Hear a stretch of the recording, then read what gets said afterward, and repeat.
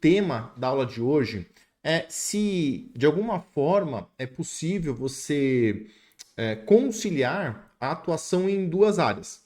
E a pessoa que me perguntou isso, me perguntou justamente, inclusive, com duas áreas bem diferentes. Ela queria conciliar a advocacia criminal com a advocacia do consumidor. E a resposta mais pronta que eu tenho para dar, e a gente vai desenvolver isso aqui nessa aula, é que sim, é possível, mas você tem que tomar cuidado com alguns pontos importantes para não tornar tudo uma bagunça. Então, qualquer curso, qualquer mentoria que você for assistir para advogados, a orientação é que você desenvolva uma única área na advocacia. Isso me parece ser bastante claro, inclusive é algo que até parece muito óbvio, porque quanto mais você exerce uma área, você explora uma área dentro da advocacia, maiores são as chances de você se tornar autoridade nessa área.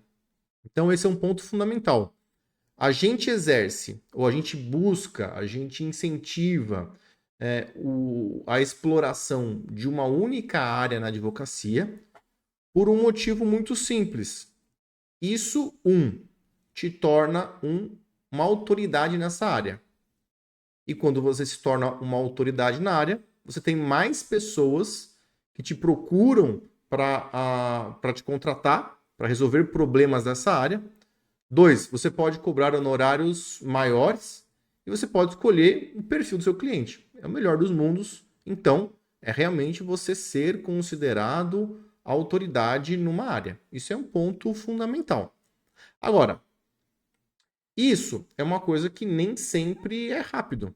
Sei lá, tem pessoas que nascem com o bumbum virado para a lua e elas começam a explorar uma área, começam a fazer conteúdo de uma área e de repente elas dão certo. Agora, isso não acontece com todo mundo.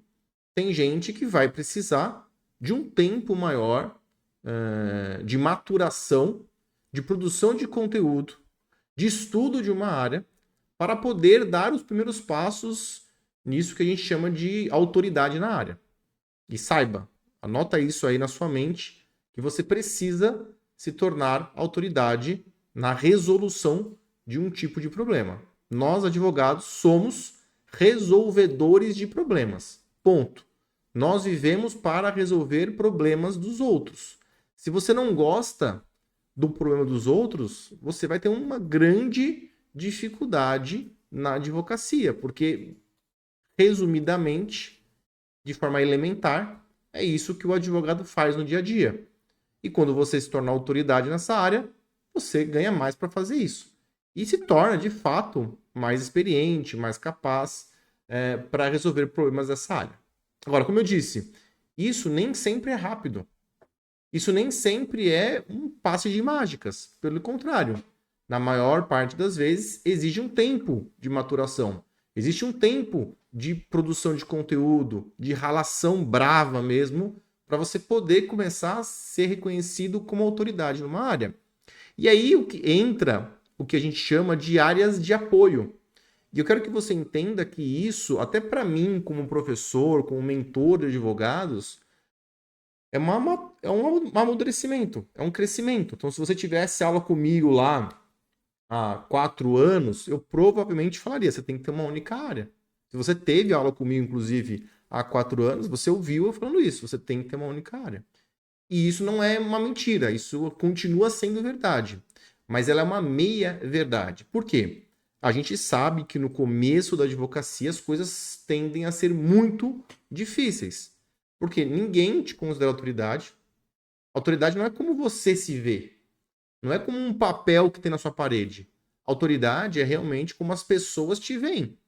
E existem muitas formas de desenvolver essa autoridade. Inclusive, tem aulas minhas aqui no nosso curso onde eu falo sobre isso. Tem até o rastro da confiabilidade, como se tornar uma autoridade. É algo que é um processo. Não é rápido assim. Então, da mesma forma como muitas vezes parece pueril, infantil, quando um cliente vem perguntar para a gente sobre o andamento de um processo, 2 dias depois da gente distribuir ele, você precisa entender que esse crescimento na carreira, essa obtenção de autoridade, ela também vai te exigir um tempo. E é óbvio, isso para quem trabalha com isso é óbvio. E muitas vezes para nós que estamos na lida, não é tão óbvio assim. Tá? Então, é aí que entram as chamadas áreas secundárias. E o direito do consumidor é uma dessas áreas secundárias por excelência. Então, se você, por exemplo, entrar no meu Instagram ou no Instagram da Vanessa, você dificilmente vai encontrar um conteúdo, um post, falando sobre direito do consumidor. Porque essa não é a nossa área de autoridade. Nem eu, nem a Vanessa somos autoridades no direito do consumidor. Mas isso não impede que a gente explore essa área, eu até diria para você, com um certo grau de retorno bom, grande até em alguns meses. Porque para essa área em específica, e é importante que você tenha isso em mente, que essa área secundária ela tem que ser uma área de fácil execução e de grande demanda. Tem que ter essas duas características, fácil execução, então é fácil de realizar o trabalho, e tem que ter grande demanda, ou seja, muitas pessoas procurando esse tipo de trabalho. Não vai adiantar você ter como você é criminalista e querer ter como sua área secundária, por exemplo, direito tributário. São áreas muito específicas e muito diferentes entre si. Não vai rolar. Você vai se embananar e vai dar problema. Agora, a área do consumidor, não menosprezando a área, porque ela é muito rica e tem, né, muita ciência por detrás dela, é fato que é uma área de execução mais simples. Pelo menos, e aqui eu faço um ponto e vírgula, para a maior parte das ações de direito do consumidor. Então, elas vão te demandar realmente menos trabalho. Você estuda uma tese, capta nessa tese e senta o dedo. Vai lá e faz o trabalho. Tá? Inclusive, nós fazemos isso no escritório. Nós temos aqui um departamento de direito do consumidor que, em termos de números de processo, ele é o segundo. Ele perde para direito de família, mas perde por muito pouco em número de processos, não em número de faturamento, em número de processos, tá? E por ser uma área mais simplificada, eu consigo tocar essa área, esse departamento, que é um departamento interessante do meu escritório, com 2 pessoas, basicamente 2 pessoas. Então veja que é uma área de fácil execução, então nada impede que você no começo da sua carreira, ou mesmo que você já esteja mais avançado, que você tenha um subdepartamento dentro do seu escritório, dentro da sua advocacia. Mas é importante que você saiba que você não vai conseguir conciliar ter autoridade em 2 áreas.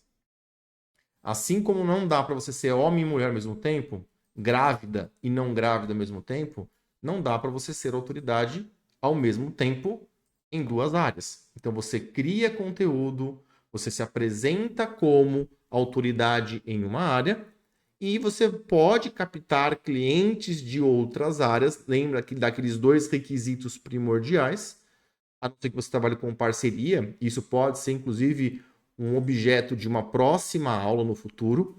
E eu, particularmente hoje, não gosto muito de atuar nesse sistema de parceria. Atuamos hoje muito pouco. Mas no passado, sim, atuamos bastante. Foi uma estratégia que ajudou a gente a ter uma alavancagem no começo do nosso escritório. Então também pode funcionar para você. Então, por que eu digo isso? Você tem a sua área de atuação, a sua área de especialidade, a área em que você quer se tornar uma autoridade. 2, você tem uma sub-área, um nicho de apoio, em que você vai desenvolver lá um trabalho simples, objetivo, traz resultado. Então você vai ter horários mais rápidos, você vai ter uma cartela maior de clientes, mas essa área tem que ter aqueles 2 requisitos. Tem que ser simplificada, de fácil execução e também tem que ter muito fluxo, tem que ter muita demanda. E para as outras áreas, você não deixa de pegar. Mas aí, no começo, quando você não tem experiência, não tem estrutura, não tem equipe, você lança a mão das parcerias. Então você capta o cliente do seu escritório, a execução, você pode passar para uma outra pessoa. Isso pode te trazer problemas? Pode, evidentemente que pode, e traz. Mas é uma forma de você, com um risco calculado, você conseguir crescer em outras áreas, conhecer outras áreas e deixar dinheiro na mesa. Perder dinheiro porque simplesmente não atua numa área. Entendeu? Então, isso é um ponto importante. Eu, por exemplo, não sei nada de previdenciário. Mas quando o cliente previdenciário vem para o meu escritório, a gente atende. Atende. Eu que faço? Não.